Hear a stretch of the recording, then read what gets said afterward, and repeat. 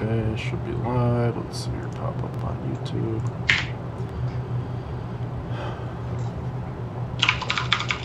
Do buddy. Do buddy. Do buddy. How's that going in my headphones? How's that going in my headphones? We good? How's that going in my headphones? We good? How's that going in my headphones? We good? How's that going in my headphones? We good? How's that going in my headphones? We good? How's that going in my headphones? We good? How's that going in my headphones?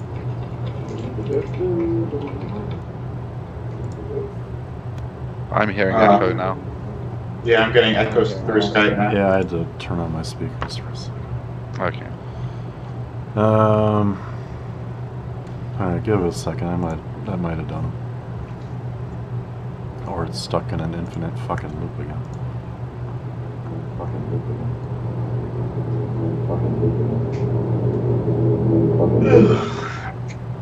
Is Jared still there? Are we live on YouTube? Yeah. Hi, YouTube. Is it looping, Jared? I can tell you one sec. Hello, YouTube. Okay, Jesus fucking Christ, the modern marvel of technology. Yeah, no looping, we're good.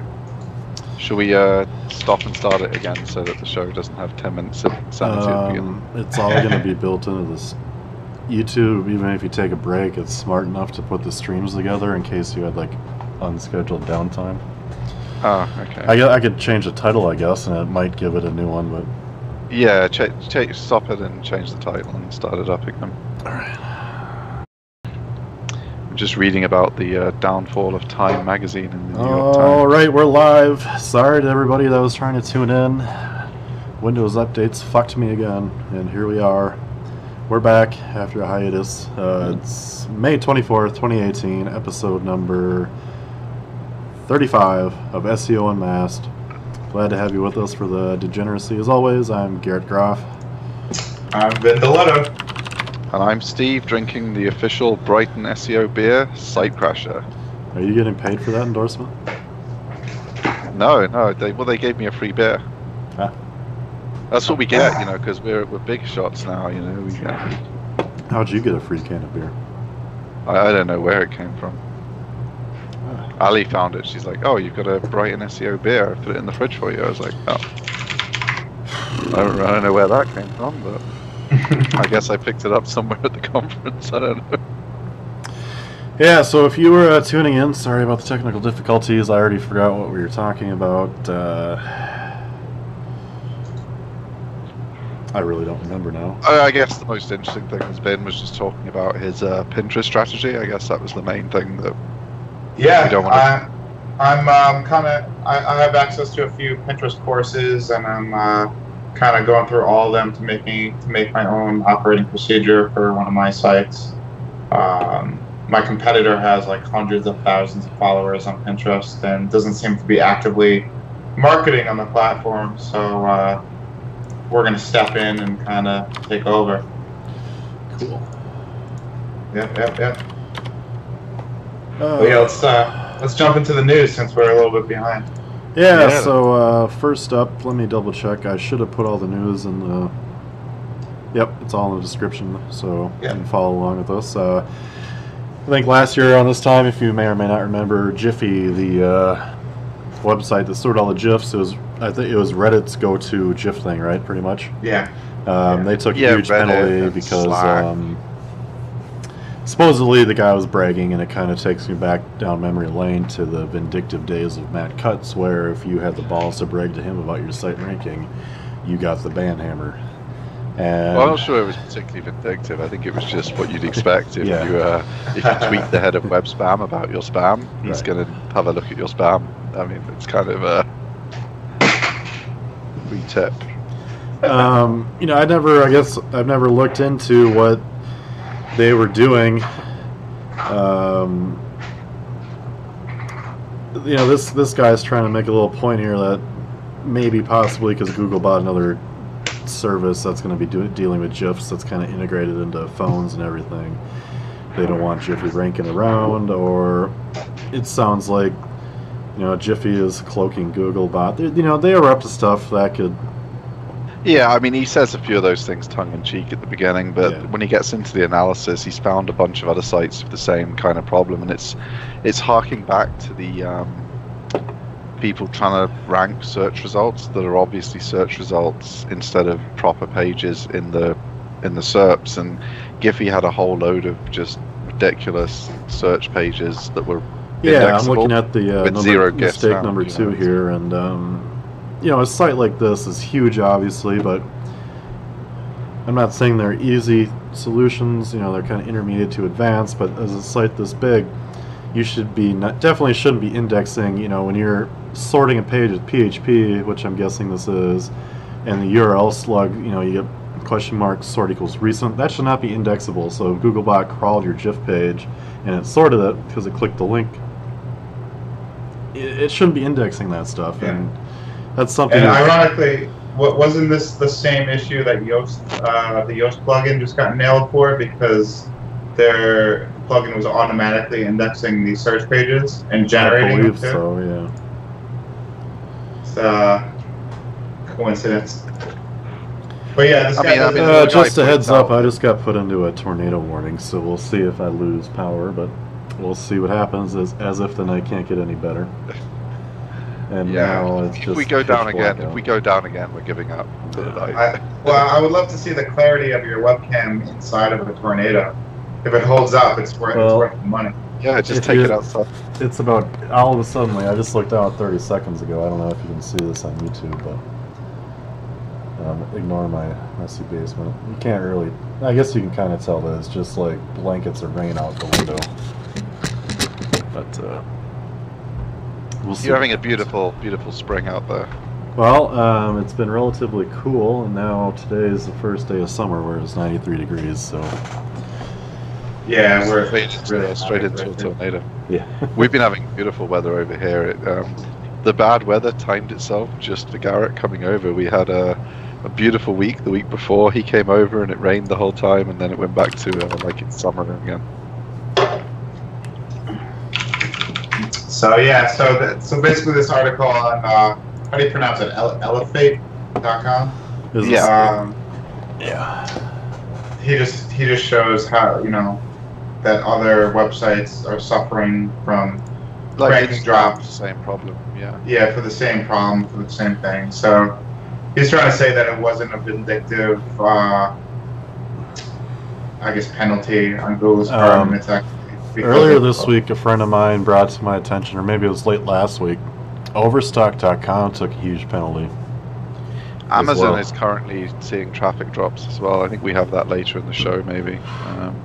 There's a lot going on at the minute with big brands losing visibility. Yeah, at the same time that Overstock.com took a huge penalty, Wayfair, one of their competitors, had a huge, massive increase in rankings. So... Yeah. Jared brought up the point that Google is looking to acquire Giphy's competitor. Yeah, but, that's what the guy said. Actually, in the article, they actually show that that competitor, Tenor, they took a drop also.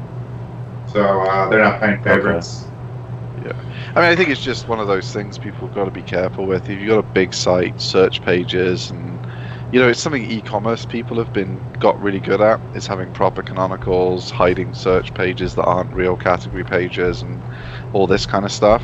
And obviously people like Giphy are just, you know, they were behind the curve compared with a lot of the big e-commerce players who are doing it a little bit better, because we've definitely spoken about it from when we spoke about canonical tags and stuff a while ago in the e-commerce space. So I guess it's just something where Giphy are behind the curve. Yeah. But it's an easy trap to fall into, because you know they were seeing just I have to exponential step growth. out for just a minute. You gotta be upstairs. Yeah, no problems. But we'll move on to item 2, I guess.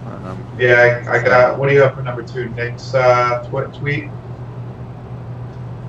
Yeah, so he found some some pretty terrible templates that got a penalty. Yeah, well, it looks. It was actually found by this guy Conrad O'Connell, and Nick was just retweeting it. But it looks like HomeAway is spinning their location pages, and it has something to do with VRBO because it's identical content to VRBO. So I don't know. It's obviously spun. If you look at the screenshot that he took, not only spun, but it's like keyword stuff. The keyword Cherry Grove Beach, I can see in the screenshots in there at least 10 times. So it looks like big brands are not. They use shady techniques as well. But yeah, and there's so many legitimate ways you can do this page, like that you can use the proper markup and make a proper FAQ, and then you've got a chance of getting the answer box at the top when people type, what's the best area in Cherry Grove Beach, instead of just this spammy, crappy, nonsense information. You can put proper answers in, mark it up correctly. Doing these pages, we've spoken about it before in various industries, like when we had Batman on, talking about the drug treatment industry. Someone, you can make really good pages, and there's people in. This kind of thing is just, you can't even click on the things. It says like Windy Hill 851 vacation rentals. It's not even a link. It's just, what are you supposed to do? Like, how do I use this page? It's clearly. I mean, imagine what the bounce rate back from this page to the search results is. Like, how do you use this page? What purpose is it? There's actually two separate screenshots here. There's one for Cherry Grove Beach and North Myrtle Beach, and the content is spun, but all the stats for the I guess things to do in the area, they're identical on both pages. So well, I mean, North Myrtle Beach has one less vacation rental, so it's clearly it's not quite as happening as Cherry Grove. So. Oh yeah, Windy Hills, I see that too. It's ridiculous. Oh man, I mean, Jesus. Yeah, I mean, this kind of stuff is just so retro, and it's depressing for me in the industry that we still have people doing spun pages, buying hack links, and just all this kind of crap that doesn't even. Yeah. It's depressing when, the industry should be mature by now. It's been around for so long. Like, someone who has the job of head of SEO at a brand should know the basics by now. It's not like even if they just watched, I mean, honest to God, even if they just watched the most basic content on the internet, so all their SEO education was watching Rand's Whiteboard Friday from beginning to end, all the episodes he's done. Right. That would put you, 30 years ahead of whatever the hell this is. I mean, it's like you don't even have to be an SEO expert to be better than this. Like, just not stupid is better than this. I don't even understand. So I thought that was quite an interesting one when I saw Nick had picked it up. Yeah. Jared said exactly what it is: doorway pages and spun content. And it's kind of in that whole keyword permutation, umbrella. We're actually going to talk about that in an upcoming news item. But there's sites that are doing that correctly and won't get penalized, like kayak.com. They have their doorway pages, and they have all different kinds of location pages, but it's actually which is the one that does the before and after pictures of all the holiday resorts. I forget who that is now. They spoke at Search Love a few years ago. I forget which one it is now, but one of the travel sites, they show you the actual sites pictures, the ones that the hotels provided, and then they send one of their people to take their own pictures in the exact same locations, so you can see the side by sides of, that's some really unique content, which is super valuable compared with just some waffle about the location. Like, you get some real sick value of, here's what they want you to think it looks like, here's Here's what we actually saw when we were there, side by side. Yeah, I don't know that site, but it's funny. Someone probably knows. It's too long ago for me to remember now. It was like Search Love 2014 or something. 4 years is too long for me to remember, and I do all my hotel booking on Booking.com or nowadays the Hilton Honors app, because got to collect those points. So I don't really look at all the travel industry stuff as closely as I used to, but. Yeah, well, I mean, we might as well just jump into the next article here, this cognitive SEO internal linking guide, which is awesome, actually. Did you get to read the whole thing? This is one of the best pieces of content I've seen Cognitive put out, because I found some of their stuff before to make...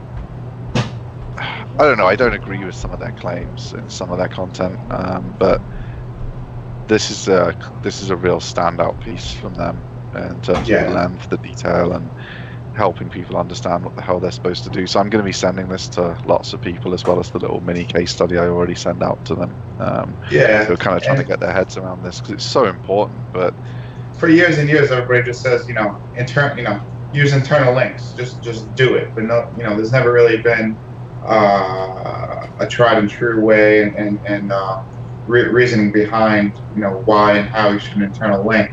And this guide right here really breaks it down for you step by step and explains the reasoning behind it, and goes into some broader topics like your site structure and link hierarchy and all that kind of stuff. Yeah, I mean, and if you think about it logically, and you can see it more clearly when you had access to Google's PageRank, near enough instantly, when they had their toolbar. A well interlinked site, say it's got a homepage PR4, a well interlinked site, a new blog post, with a cut that's been linked to from another couple of blog posts, and the homepage would often be a PR4 page or immediately. Right. On a crappy interlinked site, a new page they put up might be like PR3 or 2 or even 1. And considering, PageRank isn't as big as a ranking factor as it used to be, but it's still used by Google alongside probably 100 other ways of assessing the authority of a page, because they look at relevance now, they look at co-sites, there's loads of other link metrics they have as well as PageRank, but they have said publicly PageRank is still used in the algorithm, and one of the easiest ways to even out the PageRank on your site is just to make sure sensible stuff on your site links to other sensible things it should link to on your site to spread it around. Right. And you really saw it drastically when you could just look at any page on any site and you could see, one competitor, all of their posts are PageRank 4 or higher and the homepage is 5, and another competitor, they've got 2s and 3s all over the place, because they're kind of almost, if they're not interlinked, they're almost orphan pages. They're just relying on the fact that you can get to them from the homepage in a couple of clicks, how much authority is left by then, if that's all the juice you're getting from, and then whatever links to them from offsite, which for a lot of pages and posts is going to be like 5 links or something. Sure. Because you're not benefiting at all from being on. You've got this big authority site, and you're not benefiting at all spreading that around if you aren't internally linking. So, what is going on over there? It's like I don't know. The tornadoes clearly. Is that Garrett? He sounds angry. Anyway, yeah, you've heard me talk about topic clusters and the hub and spoke model, and internal linking is a big part of that too. So, is that a kid or a dog? It sounded like, I don't know, it sounded like a cat, but I don't think there's a cat anywhere, so I don't know. Garrett's got some explaining to do when he comes back. It's probably like a wild cat broken into the house to get out of the hurricane. Yeah, I'm definitely going to go through this very closely after the show tonight and extract what I can from it. But it's pretty good. The one thing I wish I went into a little bit more in depth was the use and risks of anchor text section. It just kind of says that abusing anchor text and internal links is the same thing as abusing anchor text with external links. And in my experience, that hasn't been the case. You could kind of get away with more aggressive anchor text usage in internal links, but I've always been kind of paranoid about it. Well, I wouldn't think. I think they can be straight up just the title of the page, which wouldn't be natural like as external links. Like everyone who links to your, and just to use their example here, like Seattle car rentals page, everyone who links to that isn't going to put Seattle car rentals in the anchor. But when you link to it, that's what your page title is. That's what your internal link's going to say. It's pretty much natural that. But if your page was really spammily titled, like cheap Seattle car rentals, rent now, cheap Missouri, and that was your anchor text internally, you're getting pretty. So I think it's like everything. You just have to be a bit of common sense and not overdo the spam button. Yeah, which is tempting. You know, people love to wind up the spam button, so they. Right, and the other good point they made is don't just link internally for the hell of it, all willy nilly. Make sure that what you're linking to is relevant to the page that it's being linked from. So well, yeah, like I mean, because when I spoke about what Distilled were doing with their Simply Business client, the one they talk about a lot at conferences and stuff, the internal links, once you get like from the link bait to the, I don't like the way they internally link the link bait because they just jam the links at the bottom, but you know, sure, each to their own. I'm pretty sure that's not the best way they could do it. But once they get into a section, it's like the internal links to take the person to somewhere where they might convert that's a useful page to them. So you got to remember that you kind of have a purpose for running the site as well as just ranking. Like once you've got people on it, you don't want to waste them all to rank better. You want to be able to make your money from them as well. So whether someone might click it's a good reason to put it in as well, because obviously if someone might click it, they're moving. You know, if you've got a blog post with a link in for people that are more interested in buying, and you get them straight to the buying page, that's going to help you convert more as well. So it's like but that's actually where the conversion funnel comes into play. You know, based on, you know, say if you're working in a particular silo, every silo is going to have its awareness content, which is, you know, your informational content, and then from that you can funnel them down into more commercial content, and then from that commercial content, which is your review pages, into your actual landing page to sell. So if you visualize it that way, the internal linking structure is almost jumps out at you. Yeah, I remember there was an SEO spoke at a conference.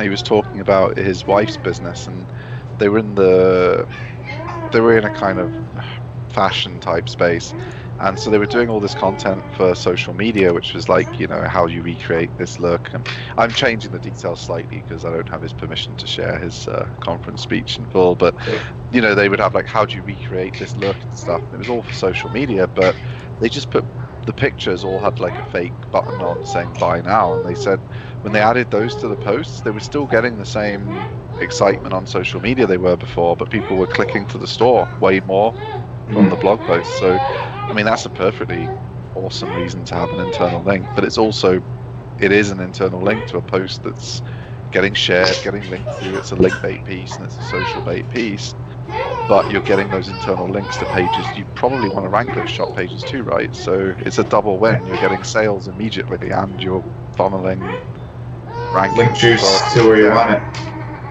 Yeah, for sure. That's a great strategy. So that's cool.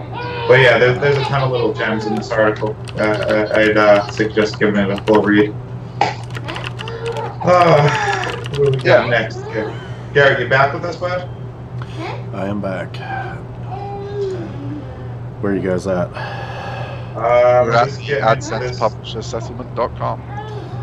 Yeah, so I see there's a big $11 million settlement, class action. Yeah, I've seen a lot of posts from people who had huge sums stolen, borrowed. I mean, whatever the lawyer's word is for this. So I'm guessing this is a pretty good deal for Google, this settlement. I'm guessing people are going to get like 5 cents on the dollar, some of the publishers that had them taken.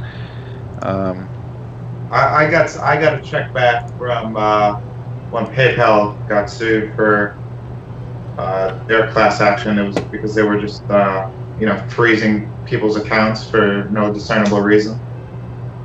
And my check was like $5 and change. Yeah, I got a check like that too. But they definitely held like thousands upon thousands of dollars of mine for I think 21 days at one point. And no reason behind it too, just that they had to look into the money. So yeah, I think they froze my account last summer because I had invoiced somebody. I had used the word gambling in it or something, and then all of a sudden I got reviewed, and they're like, "Oh yeah, now you're limited to receiving $15,000 a month or something," and okay, so sent them a bunch of tax documents and invoice copies, and like, yeah, it's all legitimate. And they're like, okay, well, we're going to monitor you for a year, and you're limited to receiving $15,000 a month or something. And at the time, I was pretty pissed because you need to receive more than that. Yeah. and like, yeah, and then they were going to like hold the rest for like 60 days or something if you went over. And like, so I had to look into other stuff like TransferWise and stuff, which I'm still not using, and I need to because. Yeah, I got to. I'm set up with Stripe and PayPal on the CRM, but I got to get TransferWise integrated. TransferWise is awesome. I mean, people send you the money in, and it's just there immediately. I've been using Chase's QuickPay also too, which that's more of an equivalent closer to like Venmo, but it's actually very useful, and I was surprised that it actually is helpful to what we do. So that's in the mix also. The thing I like with TransferWise is, and I guess you probably have this too, Ben, is like you'll receive money in different currencies. So like say you're using Stripe and you receive euros, pounds and dollars, and you just have your main bank account linked to Stripe, they'll convert it all to dollars and charge their much higher conversion fee and send it to you in dollars from euros. If you have TransferWise, you can hook up those separate bank accounts all to Stripe, and they'll send it to you in the currency unadulterated, and then you just pay TransferWise's extremely small currency conversion fee, or just keep it in the currency if you've got people to pay in euros. Right. So you don't even have to convert all of it. So I've liked that a lot. Yeah, we don't have too many. Don't be putting his blankets on the floor like that. We don't have too many clients outside of the United States, but the few that we do have, they've all asked us to use TransferWise. Don't be giving him those blankets. Look what you just put those blankets on. Yeah, it's pretty cool. It's pretty cool. Sorry. Yeah. I mean, we'd happily pay you in dollars on TransferWise instead of PayPal if it saves you fees, because it doesn't make any difference to us. Cool. Got money on both. So. Are you guys going to throw your hat in the ring for this AdSense tech, or are you just not going to bother? For what, sorry? For the AdSense class action suit. Oh, I wouldn't get anything. I don't know if I'd get like $3 or something. Yeah, that would be very small. I mean, back when I was an affiliate, I hardly had any publisher money come in at all. It was all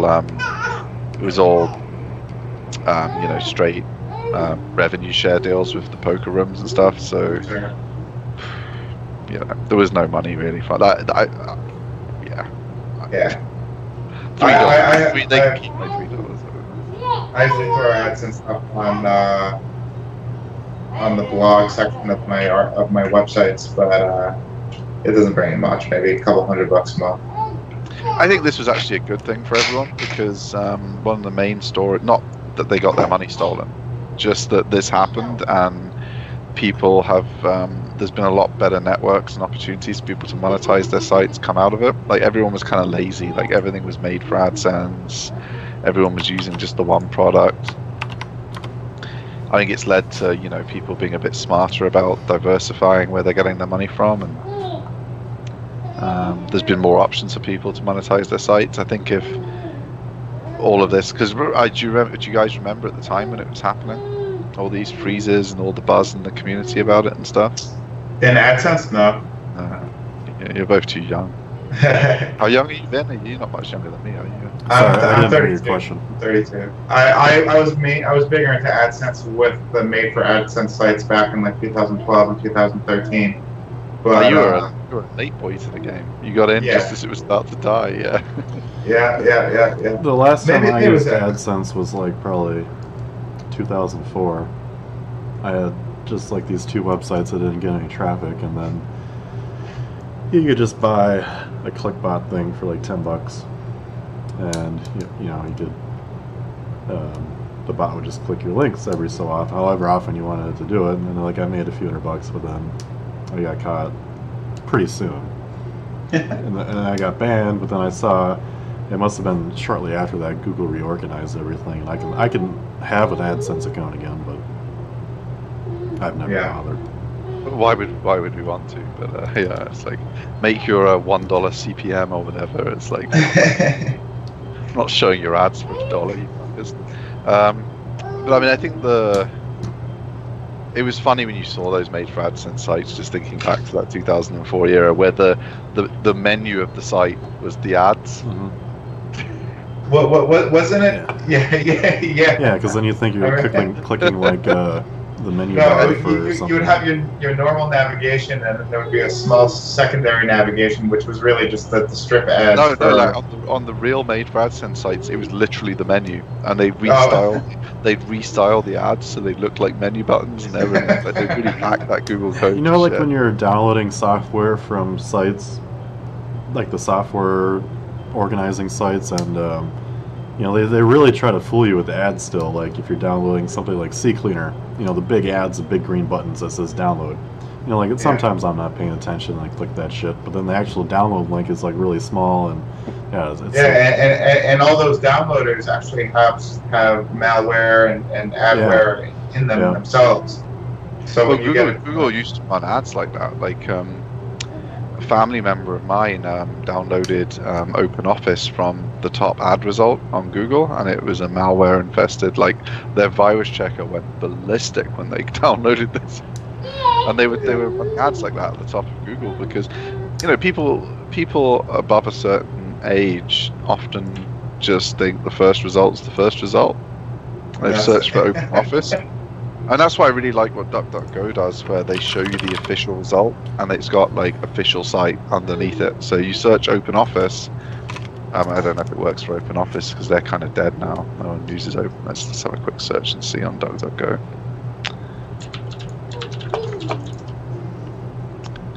Little live experiment. Yeah, they don't have it for OpenOffice. I wonder if they have it for LibreOffice, the one that's taken over. Yeah, LibreOffice, they have the proper official download at the top generated by them, so you don't. I guess OpenOffice being dead now is kind of they don't bother doing it for that one, but I think that's more what Google's users expect Google to do, not sell the top place to someone who gives the most profitable malware and can keep affording the ads. Sure. I mean, obviously Google dealt with that, but it went on for quite a long time. So it's kind of. Not the download sites are alone. It's everyone on the everyone was in on the game at one point, including Google. Unwittingly, of course. Garrett, are you running a daycare over there? Well, they came down in the basement for the storm warning or whatever, and. Okay. Yeah. I remember my grandparents lived in Milwaukee, and we would go visit them in the summer, and I had never heard a tornado alarm. But it was scary as shit when that went off, and everybody, the entire block, ran inside, runs into the basement. They have the old storm shelters down there. Yeah. I think I'm glad I live in a temperate climate where it's never too hot, never too cold, and we don't have wind. Yeah, it's a scary situation, and we don't have to deal with anything like that on the East Coast, but Middle America. You have the occasional big storm. But I mean, it's regular. Like, well, we get a big storm. It's 2 years ago, you had one, didn't you? We had Sandy in 2012 that destroyed us. Yeah, it's usually hurricanes or what we call nor'easters, which are just hurricanes for the Northeast. But yeah, my family out there are inland enough that it never quite reaches them when you guys in like New York get hit. You're a little bit closer to the action of the sea. Yeah. Oh yeah. So what's this screenshot we got here? I just saw some stuff on Facebook in the SEO groups. You know, So we talk we're about doing Facebook Q&A now as well as yeah, I don't when respond. when you publish a post that has 10 external links, what percentage of no follow and do follow will you assign the external links? I go for 84% no follow and 69% do follow. It's like, I just wanted to make the point, you know, we talk about this stuff. It's like, one, I don't know why the fuck you're mixing up your do follow and no follow for some arbitrary amount to begin with, but it's Well, like, I mean, even if there was the correct use of do follow and no follow is you give a do follow link to the site that you want you want to tell Google that they deserve the credit for that link, and no follow for the opposite, where you don't want to be giving credit. Well, basically, I think you shouldn't link to anything that you don't endorse. So basically, everything should. I mean, do follow isn't a thing for starters. There is no do follow. Right. So like I mean, but anyway, the questioner doesn't understand anything. I think it goes back to, you know, a lot of people are stuck into, especially in these Facebook groups, it seems, you know, like we've talked about, you need to have your keyword density at 3.69%. Your external to internal link ratio on this page needs to be like 6.99%, and when you have external links going out, the no follow and do follow ratio has to be 69%. It's like these people that keep sticking to these things that the gurus say, where you need this ratio, you need this ratio for that. It's like, what is natural to you? It's like, if you were gonna match a ratio, in this case of no follow to normal links or do follow or whatever you want to call it, it should be niche specific. You should be analyzing your competitors. Well, you should just not no follow anything except affiliate links and ads. Yeah. I mean, that's what no follow is for, really. Like, and obviously user generated content. I mean, you'd be mad to have a comment system that let people put followed links on your site. And that used to work in the MFA days. Oh yeah, back in the glory days. Speaking of the keyword density, how did your experiment go? Because I guess it's a month or two now since you started it, where you were reducing the keyword density on like all of your articles below a certain point, so actually bringing it down a lot instead of increasing. I'm doing that as part of my that's just part of my standard on-site optimization now. So I keep any word on the page, not just a keyword, under 3%. And then any multiple word phrase, like 3 words or more, that'll be under 1%. See, I failed at your experiment, because you know the page when we spoke about it on the show, I was like, oh, we've got a page like that must be massively over optimized. It turns out I massively under optimized it when I wrote it. Like, it had the main keyword was like 0.9. Yeah. I was like, wow, I need to juice this one up a bit. So we actually went and jammed the keyword in a few more times, and it's jumped up to page 2 now, so we should build some links to that, I guess. But that was kind of interesting. Like, I thought it was massively over optimized. I'm like, Jesus, everywhere I look on this page it has the keyword, and then I was like, I actually just enacted the second part of that strategy, which is the iterative content, you know, updating the content about 2 months after you first publish it, and that's working really well. I did it to 3 pages, and none of the pages have links on them yet. Most of them were ranked between spot 10 and 20 for their respective keywords, and all 3 pages jumped up to the first page just by updating the content, updating the post date, adding a few extra sentences here and there on each page. That's something I was wondering about. If anyone had done some testing on, you know, when you're updating a post, the difference between not updating the publish date or just leaving it alone. As of right now, updating the publish date absolutely gives you a boost. It absolutely does. Yeah, there's been a couple of tests around that. As one of the testers pointed out, though, you shouldn't fake it, like just change your publish date and not. Don't because you'll end up just getting caught. Yeah. Like, well, that's what's going to happen. That works right now. Just updating the publish date, you do see a boost. But Google's going to get wise to that real quick, because this is becoming. I'm hearing about this more and more frequently. And the people that are doing that are the ones that are. The reason I was thinking about it is what's like the most natural way to do it, in the sense of, on the skin site, there's some articles 1.5 years old that are good and they rank well, but they need to be updated with some new stuff. And I'm like, would the normal person just leave the publish date and then maybe at the top have like a header saying updated on May 24, 2018? Or would they just... I think there's a WordPress plugin that will show originally published, updated on. Sure, but I'm asking, what's the... Google aside, is there like a standard in journalism where you're supposed to like keep the original date and then say... Well, journalists, it will show the date of the issue that it appeared in permanently, and they'll have a correction at the top or whatever. So that's what would happen in a journalistic site. But obviously, an authority information site, people want to know how fresh is the information. So the only relevant date to them, I would say, if you do a big refresh like Ben's talking about, would be the date you made that big refresh, because the information is accurate as of that date. So I would like to see the date you updated it.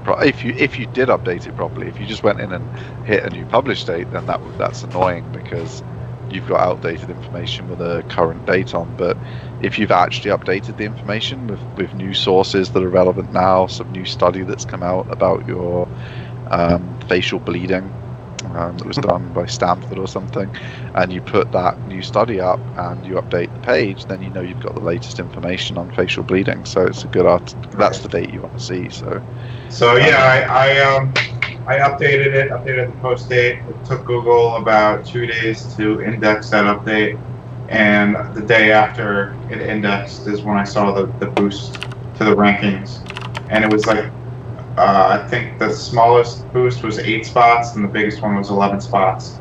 And I'm on the first page for those 3 target keywords. Do you find in your articles your writers are struggling to, like with your density rule, like with just normal, like, because you won't let any word go over 1%, like so and the... Well, I have a very specific outline or instructions for the writers for this content type that I'm creating. So it's there's not much room for them to fuck it up. But before I go and I post it, I do a check myself too. So yeah, I do the on-site optimization once the article's written. One thing I found that was really interesting was years and years ago, one writer did all the content for like this client had an in-house writer that did all of their content, and just that's why I asked about the just turns of phrase, because she had certain turns of phrase that she used quite often, and we ran it on Siteliner, which is one of Copyscape's products for finding duplicate content on your own site. Right. And I know, like, blah blah blah, there isn't a duplicate content penalty and all this nonsense, but we're not talking about penalty. Just because there isn't a penalty for something doesn't mean it can't impact your search rankings. Like, clearly, cannibalizing your other pages is a thing. Right. You can cannibalize a load of traffic into the wrong page's ranking. And she had certain turns of phrase that were meaning that over any 2 articles you compared, there'd be like a 2% overlap on duplicate content. But when you looked at her body of work, there was almost a 22% overlap in words that she'd used, because she just had certain turns of phrase and ways of explaining something, like we all do probably. So I thought that was really interesting, and that's kind of a good selling point for if you've got a massive amount of content you need and you only have like 2 writers. It's actually a good case where you might want to use someone like Vin, because he can give it to 10 different people. Yeah. And that kind of natural cannibalization and use of the same turns of phrase won't happen with 10 completely separate people. But your internal 2 people are going to do it all the time. What you're talking about, that really, I think about that all the time, and it really comes down to client preference. So some clients only want the same voice on every single blog post, but other clients bring up just what you just said. They want a variation in writing styles and viewpoints, and I think from an SEO perspective, the latter is what you probably want if you're doing tons of content. Like if it's a once a month blog post for a I don't know, pet grooming site or something. Now, as far as this, it doesn't matter. But if it's 300 pages for an e-commerce store, I think the variety is going to massively improve the uniqueness of the listings. Like, you have 100 TVs to review for a big store or something, or even 1,000 TVs. You don't want 1 or 2 writers doing all of them. Yeah. We definitely run into that with big bulk projects, like you said. If we're doing all the product descriptions for an e-commerce site, we definitely can't have one writer do it all, because you run into repetitive phrases and it's completely obvious. So you definitely need different voices in there, depending on how many articles you're ordering for the project. But as far as this iterative content project, the next step I'm interested in testing is to see how long these boosts last after a freshness update. Because if it's only a temporary boost, that's going to be problematic, because that means that you're going to have to constantly update every page you want to rank on your site every so many Well, I think months. some of it's going to depend on the performance of the page relative to the pages around it for click-through and other signals as well. So I think you can stick if your page is better. Right. And if your page isn't better, then you'd want to go back and update it anyway. Yeah. So I think it's going to vary depending on the page and how much better it is than the pages around it in the SERPs, because there's always some bounce back and re-click and bounce back. Every search query, every page has people doing that, especially if someone's researching, because they'll naturally want to look at 3 or 4 sources. And that's what Ammon Johns was talking about when we met him down at Brighton. Garrett was remembered that last couple of shows ago, maybe, I guess. Google users are more likely to bounce and research because they're more sophisticated, they do more research, whereas on Yahoo, if you happen to be the first one they click, you're more likely for them to be sticky. Or Bing, obviously, because Bing provides the results, not Yahoo, but you know what I mean. Like the demographic of the user base is entirely different on those 2 different search engines, so the behavior is totally different. Google's lucky in a sense that it has that extra data of people researching, trying different queries, clicking different. It gives them a lot more insight into what the best page might be. And so I guess if your update works to get a boost initially, Google's testing your page out in position 7, but it performs like a position 9 page, you're going to find that update doesn't work for you. But if they move you up into position 7 and your page is performing like a position 4 page, I think you're going to stick and maybe move up further. So I think it's really going to be a page by page thing when you see the results, but you can obviously let me know if I'm completely wrong when the results come in. It'll be interesting. Jared chimed in about this in the chat here, and he says that Google's definitely decaying, or the pages are definitely decaying over a few months. So he thinks once a quarter is a good rate for updating until you get into the top 3. And once you're there, you'll probably be locked in, unless a competitor comes in and knocks you out. Yeah, that'd be interesting. So we got two different opinions. My opinion is some of the pages will stick and move up. Won't. So we'll see. I think at the end of the day, it's just going to be if you're just doing this as a regular part of your operations for a site, you're just going to naturally move up across the board as usual. I'm assuming every upgrade you make, the page is objectively better when you're finished, right? So you have a better page. So all things being equal, even if it does drop down, you must end up higher than you did before if you've improved the page. I mean, for sure. Cool. So make front end shit fun again. I love this site. What is it? Make front end shit again. This is like one of the worst.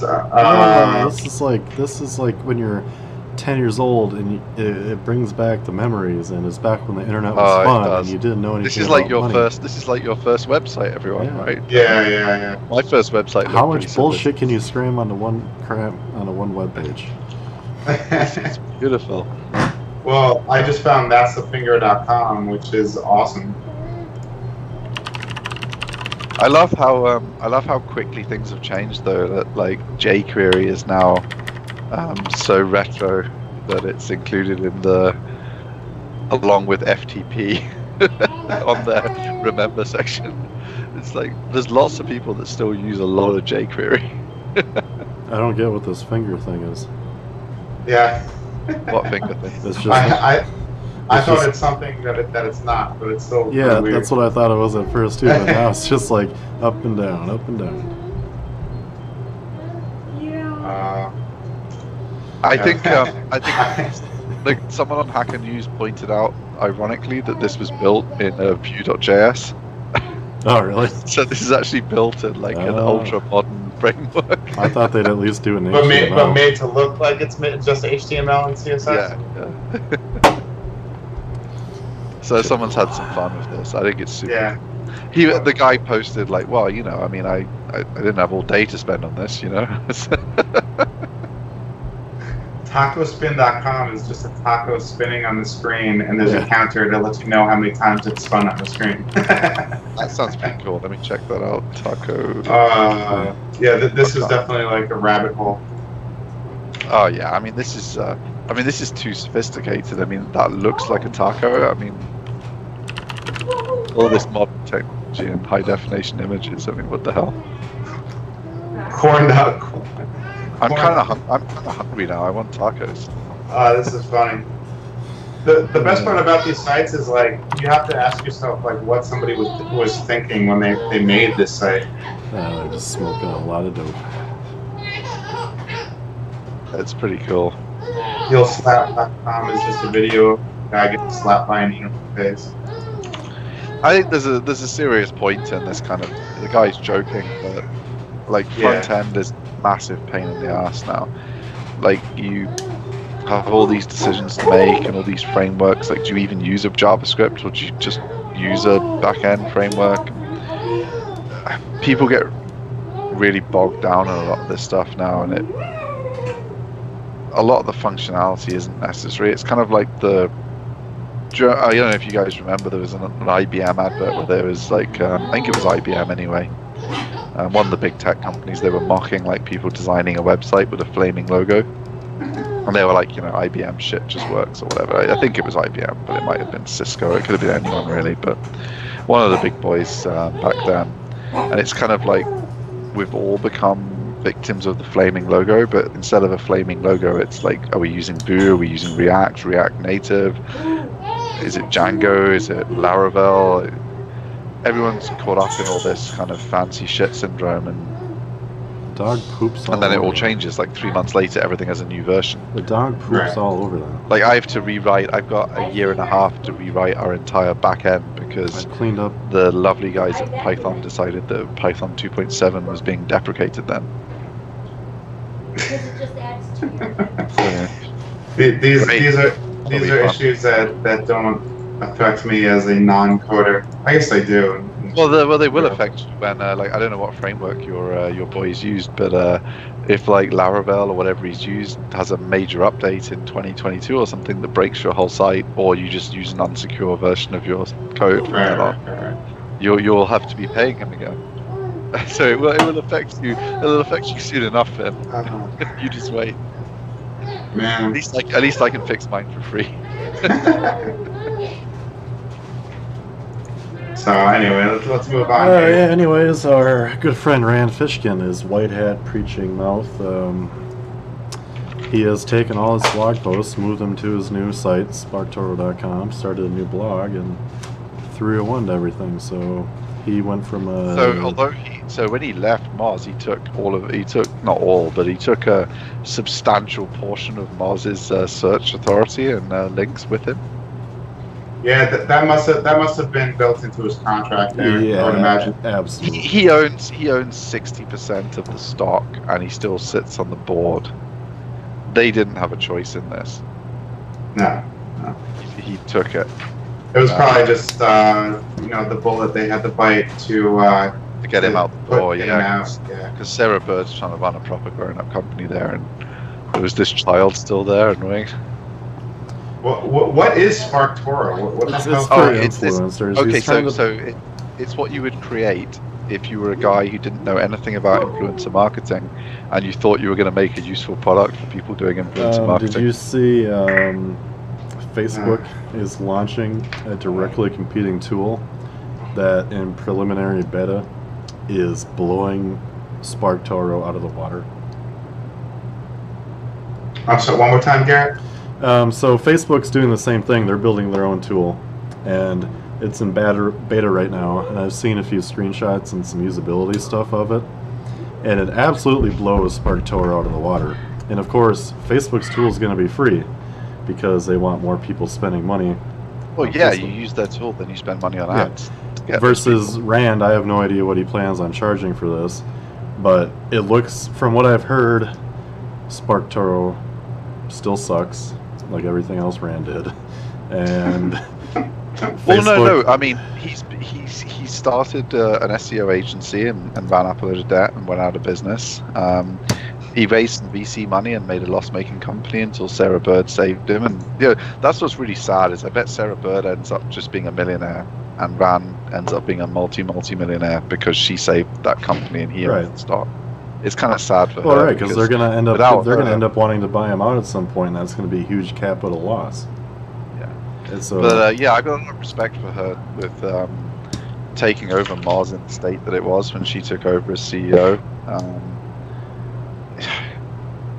To get that profitable, and I know we spoke about how they became profitable, and it involved just lots of firings and lots of cuts, but they did it at the same time. Though they did release a new index, which was as big as Ahrefs, and they say bigger. Maybe it is, maybe it isn't, but certainly they've become competitive again on index size, and they're much better at weeding spam out their index than Ahrefs. Like we've seen a big improvement since we started using Majestic and Moz mainly, and mostly ignoring Ahrefs. The quality of the links to our clients has increased massively. Ahrefs, I think they have more data, they use it more poorly than their two competitors at the minute. But yeah, SparkToro is supposed to help you connect with influencers, but not really in the kind of way that brands actually want to do it. Rand has got this idea that brands want to do something different from what they want to do, and that we're all wrong about what influencer marketing is, and that what it really is finding the people that have the same audiences as you would like to get in front of, and then pitching them. So it's like a weird crossover between influencer marketing and traditional PR, and finding those audience overlaps and all this nonsense. When really what brands want to do is get their fucking product reviewed by someone who reviews that kind of reviews that kind of fucking product. I have an intruder.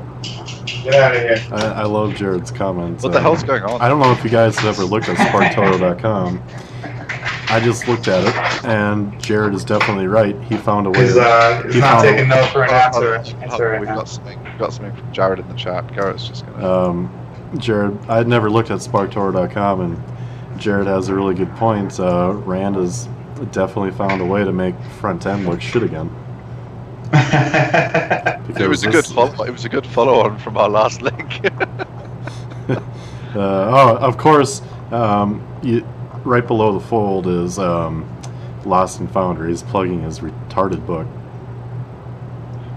Yeah, that's what I was going to say. Like he's going to have 3 failed businesses, but he's going to have huge success as the author of a book about him being a failure. I just don't get it. You bankrupted your mother's web design agency. So, okay, you try again. That's good, perseverance. You still fuck it up. So your idea is, oh, I just need to borrow a bunch of money that's not mine. And then I still fuck it up. Nope, 4 times the charm, I'm about to turn 50. Let's fucking do it again. I got all these years left and all this energy. No, fuck off. God damn. It's like... The legendary... Cygnus SEO and owner of IntelliFluence, which is a real influencer marketing business. If any of you are interested in actually doing influencer marketing, it's actually a proper platform. But anyway, he pointed out that you should beware of new market entrants who say things like, did I include his tweet in this? If I got Cygnus's tweet, no, I didn't. I'll dig it out for next week. But he said. Yeah. You should beware new market entrants that try to redefine the definition of a market for their own vanity reasons, because they're usually wrong. And I retweeted it with the comment that he said Rand's tweet effectively translated to people who are making money doing thing aren't right, because thing should really mean this, which my tool happens to do. And it's like, well, no, I mean, influencer marketing is like if you're a fashion brand and your teenage buyers love their role models on social media, and you just pay them off to retweet your shit and wear it when they go to a party, that is influencer marketing, and that's hugely successful for you. The fact that Rand doesn't think that's super informative, it's like, do you really think those teenagers are going to buy a dress because they read about it in the New York Times? Come on. You know, he doesn't understand it at all, much as he doesn't really understand SEO or anything. It's just a segue into something that he can. Yeah. He's has to be really careful. It's going to be some kind of tool, and it's going to do something. But it's a disappointing feature of capitalism that you can be an abject failure but retain your stock, and some lovely lady who's working really hard on saving your company is going to make you 40 million. That depresses me. I would be if I was her, I would have refused to take the job unless I got half of his stock. It's a good deal if you're the recipient of that 40 million, then. Yeah. So I mean, fair play totally to him. deserved. He's gonna walk away with 40 million from a company he left loss making, and Sarah Bird has turned profitable. So what really annoyed me though was he defended himself in a tweet, and he says, I don't know how he has the barefaced cheek to do it while she's working away saving his money. He says someone questioned his startup credentials around the book, and he said, well, you know, my first startup does 50 million a year and it's profitable, and we'll see how the second round goes. I was like, how can you make that claim about your profitable startup without crediting that it only became profitable after she took over? Like, you should be like, right, at least mentioning her. Like, you can still say I have made a $50 million company, which he has, and Sarah Bird has made it profitable. Like, you can give her props, but he can't, because as the legendary Cygnus SEO pointed out, he has a bit too much ego for his humble. So it kind of depresses me, but I'm fairly he's probably certain, going to make a load of money on this Spark Toro thing. I'm fairly certain between the three of us we could probably have a $50 million or $100 million company with investors that makes no money. Let's break that. What do you call it, Steve? The double comma club. Let's break that first, and then we can worry about. We're going to be really close this year, all of us, to being in the 2 comma club. And then with our current growth rates, I mean, it's insane how small we were 5 years ago. But then, we were 1- and 2-man businesses back then. There were no staff. There was no, But it's insane how small we were back then. I was still freelancing as a link builder, doing contracts with agencies, and I don't think it's unreasonable that we could have actual, just without taking any venture capital money, $50 million businesses in another 5 years. Sure. 5 years ago, I was trying to figure out how to get, how to fulfill 10,000 words a week, and these days I'm up around 500,000 words a week. So I was going to say we've had a couple of weeks where we've dumped 10,000 words on you. Yeah. That's actually my average order size right now, 10,000 words. But it's a nice size. Nice. Yeah. The point is, it seems impossible, but as you keep cracking away, keep chipping away at your infrastructure and building the business, it becomes very realistic. It's all about processes and trying to keep moving forward to the best. Like our competitors are stuck in like a bygone era where bollocksy paid links on penalized sites is what people were happy to pay for. And it's cheaper than us. Like, it's $50 a link cheaper than us. But you're not getting $50 a link less value. It's worth like $3 or something. It's worth like negative. Yeah, it's going to cost you money. Yeah, afterwards. I mean, and then the competitors of ours that are good are $100 to $150 a link more expensive. So You know, I feel like if you're just constantly trying to improve your business, whatever you're doing, like if you're a design agency, it's not just about being the best artists. Like you have to be smart about how you show the value of your art. And I did a guest post about that on Envision blog recently, which I won't spam the link again. Well, I'll be right back again. You can see me talking about it in a previous episode, but I think that's one of the main things. Like Vin's kind of an artist because he sells words. I mean, words are an art. And it's not just about, like, you're not just selling words, you have to sell the ROI of the project. Like someone ordering 100,000 words, they have to understand why you're better, what's different, what support you're going to give. You know, the whole package is what you're selling as a business, not just... And that's actually, that's the next step for us specifically too. You know, I've got, you know, right now the whole business is run off spreadsheets and email, and now we're moving towards our custom CRM, which is going to be in place any day now. But the step after that is going to be more about data. And you're going to find yourself in bed till midday most days once that goes live. No, you're going to be like, running this business is so easy now. I'm going to keep on grinding, but the next step is really going to be benchmarking my services so I can prove to clients, you know, when you use me, it's resulting in this much profit for your company, and that's going to be a whole nother coded system and all kinds of stuff to well, you already show them the Grammarly stuff, like because I've seen that on the high quality link bait pieces you do for our clients. You always send them like the Grammarly score, and I give them a report, and you know, and they get a good feedback report from us as it is. But I'm more talking about when you know, showing them a report when they come to Word Agents. They use our content and they post our content on their website. We can prove to them with hard numbers that more people come to the site, they stay on the site longer, and their rankings improve overall. So that's the next step. That's going to be a little bit of a project, but I've got a little bit of a vision of where it's going. Yeah, it sounds like a good idea. Okay. The one thing we've been struggling with figuring out is, for some of our clients, and it's hit and miss, it's never the clients you expect, but for some of our clients, they get just a crap load of social media. When we do the outreach, they get the links like everyone else, but on top of that, just for no reason, they get just an absolute crap load of social media.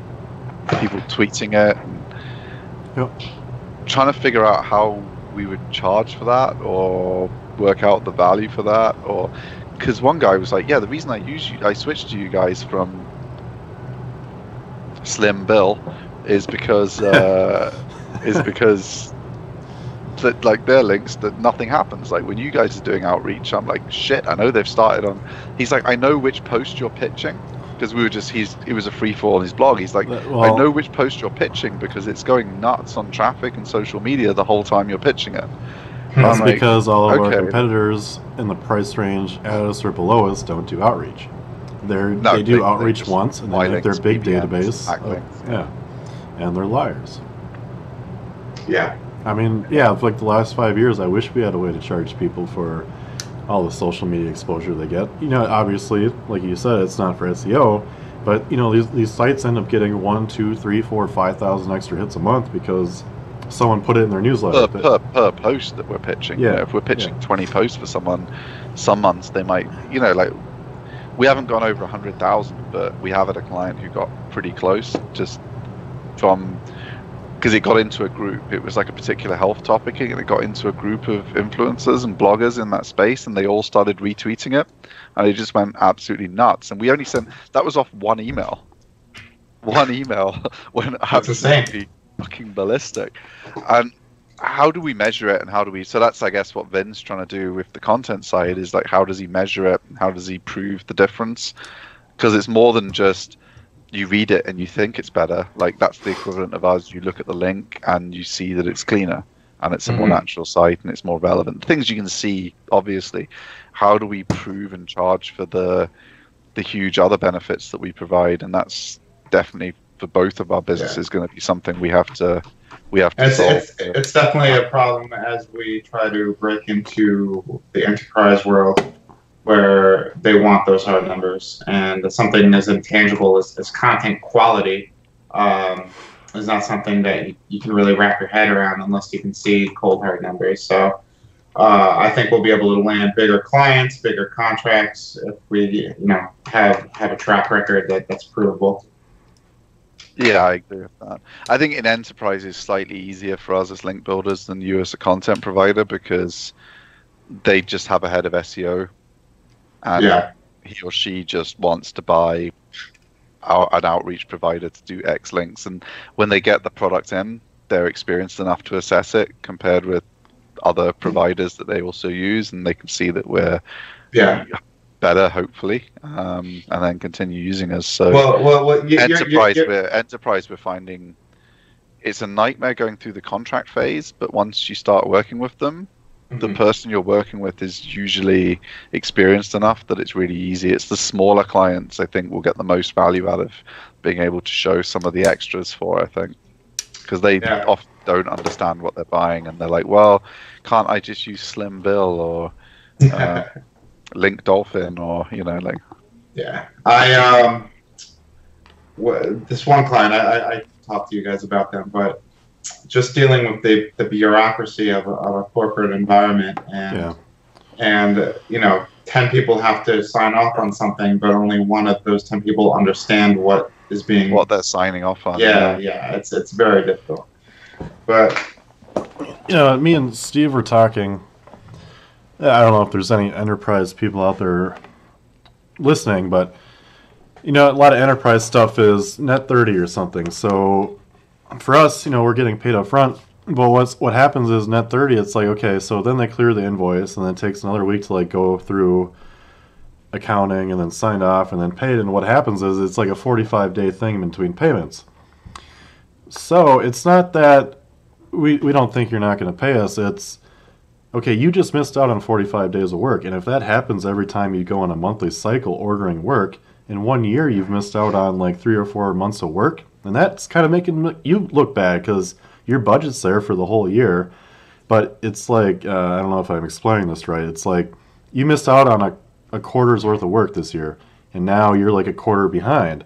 And now it's like, getting through that process more quickly can actually, as an SEO manager at a big company, make you look a lot better because all of a sudden you got all this extra work that you have your budget signed off on, and then at the end of the year you're probably like, shit, I had $60,000, $5,000 a month for links,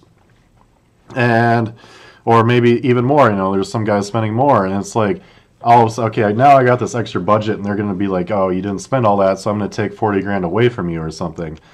And it's just maybe that's kind of stuff where I see it as you just miss out on that work. And, well, you know what? Fortunately, with how big the broad gig economy is right now, the gig worker economy, we kind of have the sway to demand payments up front, and I think that bigger organizations are actually realizing that and aren't as strict with demanding a net payment or net 30, net 45. Yeah, I mean, we're 100% upfront. I would do net 30 or net 45 at the same price as our enterprise competitors who offer those terms, which is significantly more than we normally charge. Yeah. So you can just pay us upfront and get our much better pricing. Yeah, it's not like we've ever been burned on net 30 out of reputable companies. It's I mean, a law firm stole $9,000 from us a few years ago. I mean, It's the same thing with me, man. I mean, there's writers. I mean, we're not crying over $9,000, but it's kind of annoying to have it stolen from you. And his response was, "What are you going to do? Sue me? I'll just waste your time till you spent $30,000 in legal fees." Yeah. It's like, well, it's the same thing with me. There's writers out there that demand $1 per word. So they're getting $1,000 for an article, and that's what corporates usually used to paying, and then they come to word agents and the pricing is much lower than that. Right. There's going to be some trade-offs for them certainly if they want the better pricing. Yeah. Anyway. We got another tweet here. What's going on with this? Ben Popkin. So yeah, he wrote a story. I think he works for Verve, does he? Verve Media. It looks like he's a no, NBC. NBC. He was. Yeah, sorry, I got confused. I've been reading some stuff on Verve recently as well. Oh, this is one about. Yeah, we talked about this before. Google looking through Gmail and. Yeah, so they're using it for machine learning for other services, and so it was just around this privacy policy stuff. So like everyone's like, we're all being fucked over in the European Union by GDPR. The big companies are just changing their privacy policy so that you still want to use Gmail, we're going to fuck you over and steal your data. There's no change, there's no protection. Like, what are you going to do? Close your email account down? They know you're not. Like it. Even big press coverage doesn't affect them. They just literally don't give a shit. Like, they've responded to GDPR by introducing a privacy policy that allows them to do more with your data and steal more of your information than they did before. And I say steal kind of tongue-in-cheek, because obviously you're agreeing to it, so they're not stealing it. You're agreeing to them using it that way. Yeah. So GDPR is supposed to protect you. Google's new privacy policy allows them to do more with your private data than they did before. After GDPR. It's amazing. Good luck, politicians. We've said it before. Politicians just don't understand these companies. They run rings around them. Google and their lawyers are running rings around the regulators, and they're smart people, and the politicians making the decisions are just clueless fucks. So, with speaking of GDPR being that it's being enacted tomorrow, do you think on May 26th we're going to hear about a slew of regulatory action taken?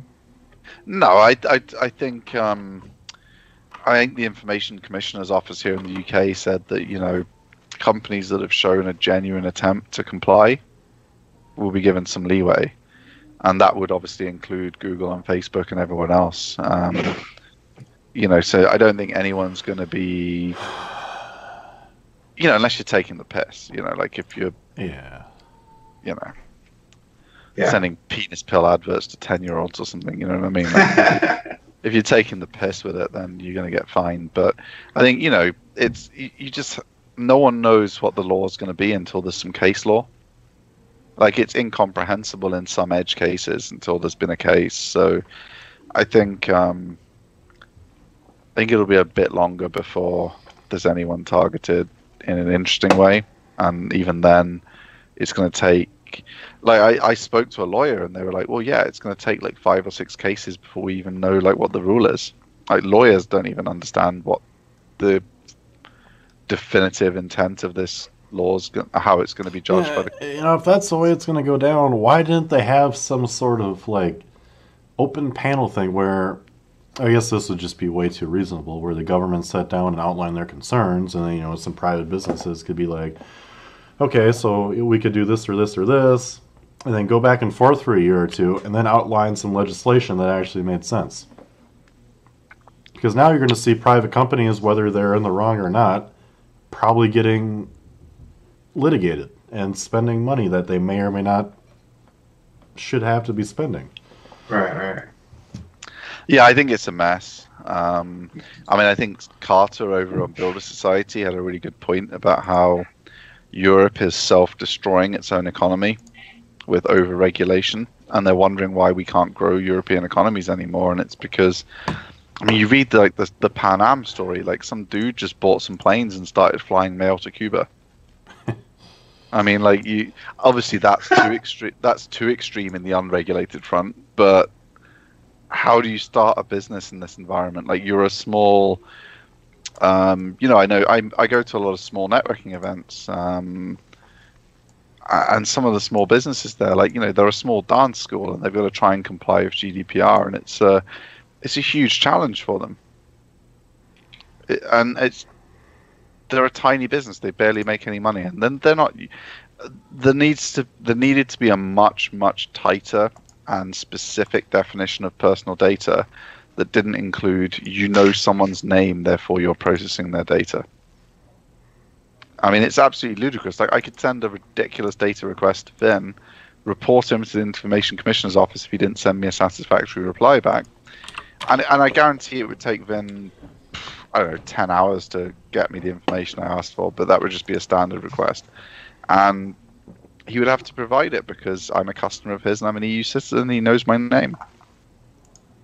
And if he doesn't provide it, the Information Commission have the option to sue him in a US court over it. That's insane.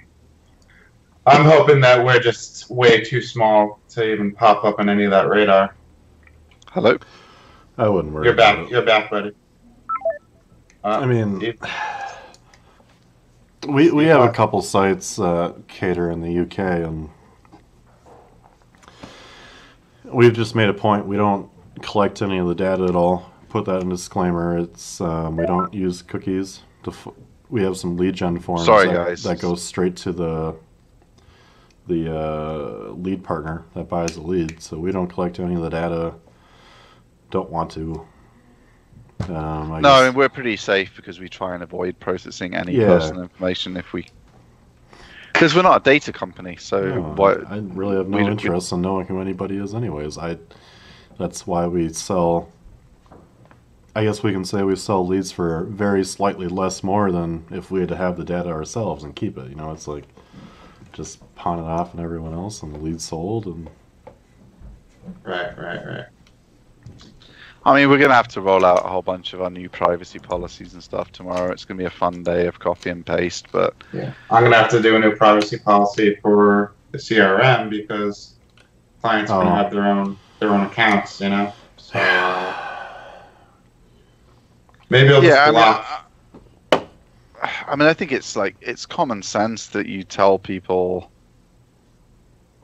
If you actually collect what I would consider personal information, I think it's right you tell people what you do with it.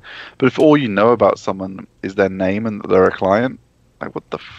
What if you just have and you don't sell it to anyone? Like, what if you just have a visitor's IP address? That counts as personal identifiable information under GDPR. So then you always... So we need to we turn off all of our logging for EU visitors. You can't have a log file that has a non-obfuscated... Yeah, I prefer to use Jetpack, and I know people think I'm dumb. Google has the solution already. If you use analytics, they will just they take the last 4 digits off the IP address, so you can't identify the person anymore and stuff like that. So maybe Jetpack will do the same. Jetpack will probably do the same. I know people think I'm dumb. I've been told I'm dumb for not using analytics, but it's like Jetpack.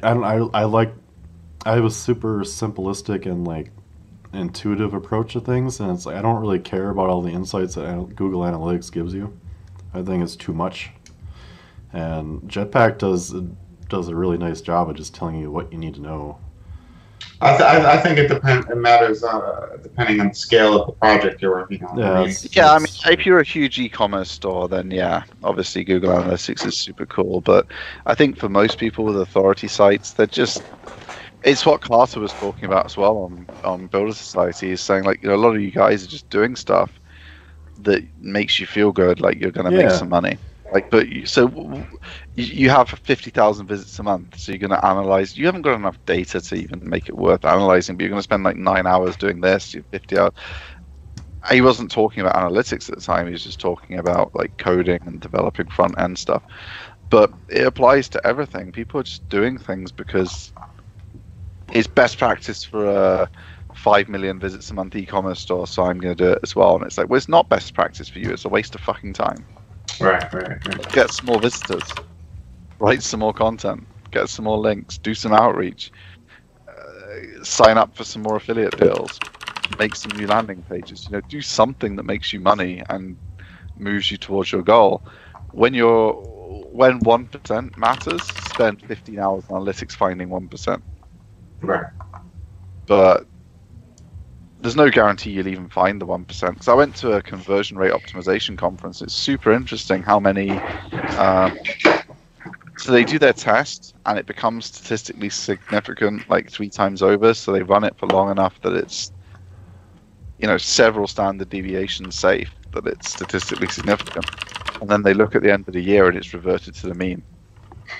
Like, all these winning tests didn't actually win. So you have one guy looked at a company where he'd taken over, and the previous CRO guys on this e-commerce store had 37 8% uplift tests. that passed all the maths, everything looked fine. At the end of the year, they were exactly even on sales conversion rate as they were the year before. Everything had just reverted because you just never have enough data, even with a huge site, to save a certain. Right. So what are you doing when you have no visitors anyway? Like 50,000 a month, 100,000 a month. It's fuck all. Like, what are you doing? Spending 15 hours a week on analytics. You're just wasting your fucking time. Get more visitors. What's the phrase? Just keep building, right? Just, don't worry about it. Keep your head down. Keep on building. Keep on trucking, boys and girls. All right. Do we got anything else here, or what? You got The Verge. Couple more. Oh yeah. Kat Ferguson over The Verge. Steve and I used to work pretty heavily in the rehab space. Some stuff was going on in the UK, and she also had brought it to my attention that I hadn't looked at any of the drug rehab SERPs in America for a few months. About the time that the whole shakeup occurred with them banning the rehab ads, shortly after, I did some research on some queries. For about like 95 or so, maybe a little more percentage of drug and alcohol related queries on Google, SAMHSA.gov, Substance Abuse and Mental Health, something or another, the actual government resource in America has just got the default number 1 spot for just about everything now, which tied into what her article was kind of about. UCAT over in the UK had made a big deal about the ads there, and all of a sudden they're getting a number 1 spot, but the big difference is UK addiction treatment centers and stuff. I want to make sure I'm getting this correct, but I'm pretty sure it's privately owned, versus where SAMHSA is getting preferential treatment and they're a government resource. And yeah, the one she was talking about in the UK is privately owned. Yeah.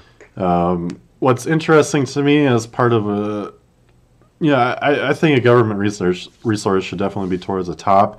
What's interesting to me is something like SAMHSA is relatively not a lot different than some of the big, like rehabs.com and drugabuse.com and stuff, where they're just a big list of providers. SAMHSA kind of has the same information, and maybe not even in some cases done as well as these privately owned aggregate collectors of the rehab. Some of the privately owned companies do a much better job of maintaining up-to-date lists. I get on one side, having the government resource up there, but at the same time, it's not always the best resource. And when Google is giving it preferential treatment just because it's a government resource, and in my personal opinion, they're trying to save face here for all the flack they've gotten in the last year. I get the attempt. Does it necessarily make sense to me? Not exactly. I think that the point you're making is correct. I don't think that we'll ever have a shot to make that point to Google or have them agree with you. Well, I don't know that Google really knows what the right solution is, judging by the actions they've taken. It is kind of like a misunderstanding of how the industry works. And they've taken it as a criticism. Like The Intercept ran a story that the new policy benefits large companies with good SEO. Like Google, as a search engine, their entire business benefits large companies with good SEO. Like that's kind of their whole deal, is that they benefit large companies with good SEO. But for this specific industry, they've chosen to make a change because of campaigning pressure and the press and stuff. But in the UK, it's kind of a weirder thing that a company who tried to get rehab ads banned in the press is now the number 1 result, despite not being a government resource or objectively. Well, they were doing shit in SEO before, and now they get all these number 1 results.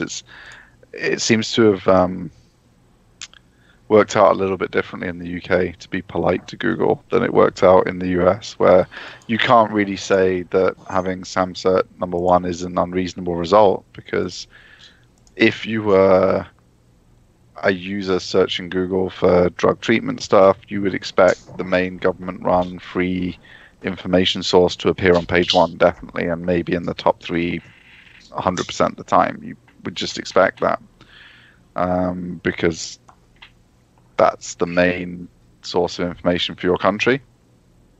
A random private company, a bit less so. Right. I think that's a fair way of putting it. So I think that's kind of the main gist of what she was getting at with the UK situation. Since we're short on time, Kat's doing a great job covering the rehab stuff that's going on, and she's also covering some other stuff, not just on Google, but advertising on Facebook. I think she just had an article out about this week and stuff like that. So cool. And then I also saw the guy that runs Superstar SEO on Facebook, the group. If I'm getting this right, his client got approached because from a well-known journalist at, I believe, the Associated Press, has to go back with scholarship campaigns. I guess a lot of these SEO agencies tell their client, okay, we're going to run this $2,000 scholarship, and they don't pay out the scholarship. This guy has been investigating a fuck ton of this in the SEO industry. And the guy that runs this group, one of his clients got a call from him saying, yeah, I'm a reporter from such and such, a journalist. Just wanted to know why you're running all these scholarship campaigns for $2,000 and not paying him off, or not paying the winner off, or whatever. And he had made a post in the group, is this something that's happening? I'm like, yeah, actually, the SEO world's actually getting under some heat all of a sudden in some really major publications. And a lot of stuff is getting kind of exposed. And I guess I thought a lot of these scholarship campaigns, people were actually paying the winners. And it sounds, I mean, I assumed they were. Because a $2,000 investment for a .edu link, not bad. I thought that'd be and you'll get a bunch of .edu links per campaign. I mean, so $2,000 is nothing for that. So why not? So it sounds to me like this guy was worried because his client, just paid his agency the $2,000 as part of their bill, but the agency never paid it out. So this guy is like, what the fuck? I paid the agency the $2,000, and I assume they took care of it. And I think his name's Chris Walker. He's like, is this something that's going on? And I just made a comment like, yeah, everything is actually kind of getting into the spotlight all of a sudden in the last 9 months. And, which is good, because not good when it's your client, obviously, because that's tough to go through, but, some of the stuff's getting exposed. You should be paying it out if the client's giving you money, so... Well, sure. I guess I should really clarify. He had just taken this client on, it sounded like, really recently. So the previous agency didn't pay out. Oh, okay. So it definitely wasn't him. I'm sorry I wasn't clear on that. It wasn't him. It was the agency before him that he took over from. And so he's like, what the fuck? And, yeah, so that's tough. That's just a really shitty spot. Well, the client just has to pay out, and right. If necessary, claim it back from the agency that didn't pay out. I mean, you can't have the winner not get paid. That's that's gonna make some people sweat knowing you got some journalists from the Associated Press calling you up and being like, "What are you doing here, bud?" And then you have to decide if you want to answer or not. And then you gotta sit there and be like, "Fuck, I stole like $2,000 from 100 clients." It's like. Anyway, last one. We got a Facebook post here. Emma Johns. What's going on? So this was kind of interesting. We all remember the communities that we first joined, and we're in on one of his favorites, Creator Site. It's kind of going to die out unless it gets a benefactor willing to keep it live in archive form or whatever. And he's 50,000 posts on there, and our best friend Rand was there. Our actual person we like, Barry Schwartz, was on there. I know Garrett gets a lot of his news from Barry. Mm-hmm. Will Critchlow from Distilled. So a lot of people, John Mueller before he worked at Google. a lot of people we know all started out there, and it's died like a lot of the forums from the past. Which is kind of just an interesting story, but we all remember the communities that were good. You know, Warrior Forum used to be good. It's always been one of the napper ones, but there was some good people on there before it became totally shit. I do not Same with remember Black Warrior Hat World. Forum. I do not remember Warrior Forum ever being good. Oh, there was some really good people on there. Yeah. Long time ago. Like, you could ask a question and connect some sensible people. I mean, it was like, 80% moron, obviously. Sure. It was never as tidy as Builder Society, but Builder Society is so aggressively self-moderating. Like, you can't even get to post on the proper forum if you're just like some kind of complete joker. Like, you post your first thing on the intros forum and no one likes it and you disappear. Yeah. But yeah, I mean, in the scheme of things, like, Black Hat World back in the day, when people actually had Black Hat discussions on there, and now it's just like a bunch of dudes selling hack links and weird shit and talking to each other about times that have gone, and no one understands anything. And these communities when they started were really small, and everyone like Aaron Wall's community died, of course. SEO book. I mean, everyone who was anyone was on SEO book back in the day. So I just thought this was another relic of a bygone era of great internet marketing forums. I don't think any of the Facebook groups or any of the Slack chats or any of the other things that exist now will be remembered the same way as the great communities that existed before in the forum. You know what? Because so much good information was disseminated through those forums, and yeah, and it really did make many a millionaire too. And I'm really gonna find that. Chicoma Club, baby. Yeah.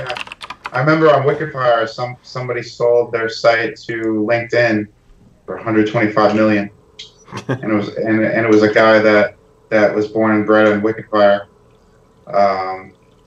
So yeah, there was definitely a lot of value, like real world value in these online communities before Facebook groups and Slack and Skype. And but those groups are just, I mean, some Slack groups if they're really small, and some definitely on Skype. There's some really good small groups of people talking. Anything that's big and open, like a lot of the Facebook groups are insanely bad. Oh yeah, I mean, me and Garrett have our fun. We go into those bad groups and just cause hell in there. But yeah, it's like, oh Jesus Christ. But it's a different world, so it's kind of sad to see places that it had all these famous people as members, but that wasn't enough to sustain it. Yeah. Everyone's moved along. Yeah, I think we can skip the rest of this shit tonight, huh? Yeah, I think our technical problems have ruined the runtime of the show this week. We're going to get Garrett some training. Well, if you tell Bill Gates to fuck off with these fucking updates and fucking everything up. Yeah, it doesn't help.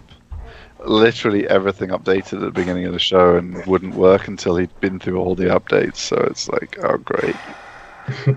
It's not Bill's fault anymore. There's some new guy now. It was all better under Bill.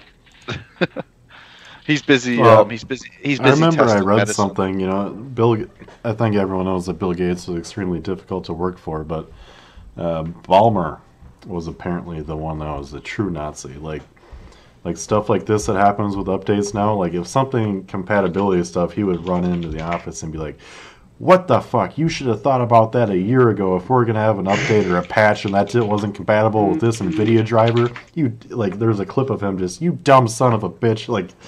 And like the blue screen of, I like him. yeah, like the blue screen of death. There's a clip of him somewhere bitching about like the wording on it where he wanted it to be useful, but then he got overruled. Like it would actually display what happened, and he's just bitching like, "What the fuck does the blue screen of death do when it always says the same thing?"